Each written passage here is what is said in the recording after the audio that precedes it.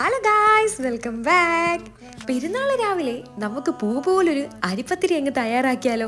വാന്നേ, നമുക്ക് ഒരുമിച്ച് അങ്ങ് തുടങ്ങാം. അരിപ്പത്തിരി തയ്യാറാക്കാൻ സാധനങ്ങൾ നോക്കിയാലോ? ഞാനിവിടെ 2 കപ്പ് അരിമാവ്, 2 സ്പൂൺ ഉപ്പ്, 1 കപ്പ് തേങ്ങ, കുറച്ച് വെള്ളം, ഇത്രയും സാധനങ്ങളാണ് എടുത്തിരിക്കുന്നത്. ഇനി തയ്യാറാക്കേണ്ട വിധം നോക്കാം. വെള്ളം നന്നായി വെട്ടി തിളച്ച് വരുമ്പോൾ അതിലേക്ക് തേങ്ങ ഇട്ട് കൊടുക്കാം.